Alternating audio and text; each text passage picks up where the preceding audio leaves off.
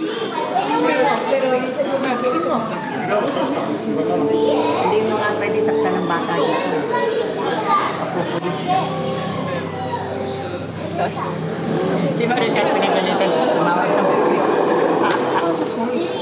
Kaya niya. You're standing next to one of the largest predators to ever walk the earth, a Tyrannosaurus rex. And this T-Rex is named Sue. Sue is the biggest T-Rex ever found and was as terrifying as you might imagine. If this predator were alive right now, it could easily spot you from anywhere in this room, even if you stood very, very still. And don't even try to hide. T-Rex had an excellent sense of smell. Are you wearing running shoes? Sue could move across this room in a matter of seconds. If this T-Rex was on the hunt, it would be too late to get away.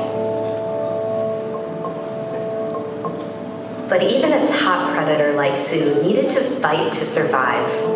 A close look at the skeleton reveals the evidence. These broken and healed over ribs are among more than a dozen injuries to Sue's bones. Life at the top of the food chain could be brutal. Sue managed to survive to old age, but over time, arthritis ravaged these tail joints and fused them together, making it impossible for them to move. Now look down at this leg bone. Its lumpy, deformed shape was probably caused by an injury-related infection. If you look up at the jaw, you'll see some holes. These may be the result of a disease Sue got by eating infected prey. Some researchers think the jaw infection made it so painful to eat that Sue eventually starved.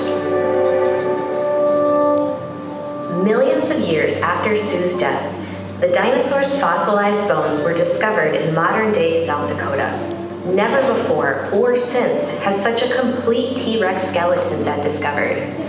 Everything highlighted here is real fossilized bone. We also have Sue's real skull. It is studied so often that we keep it in a separate display case in this exhibition. But the skull isn't the only thing that researchers are interested in. Scientists have photographed, measured, scanned, molded, sliced, drilled, and 3D printed Sue's bones. All of this research has helped us learn more about how T-Rex grew up, hunted, ate, and died. In fact, the way Sue is positioned today is the result of scientific research. Take a look at the tail. Studies of fossils have taught us that T-Rex should have its tail off the ground, not dragging. We've also learned where Sue's gastralia, or belly ribs, would have been. They're down here. Now that they are in place, they give this fossil a bulky appearance. But we don't know everything. There are still some big questions out there. Was Sue male or female? What were those tiny arms used for? Did T-Rex have feathers? Did they hunt in packs or alone? We've learned so much about T-Rex in the last 100 years, and with each new discovery, the more vividly we can see the towering, ferocious, battle-scarred predator that Sue once was.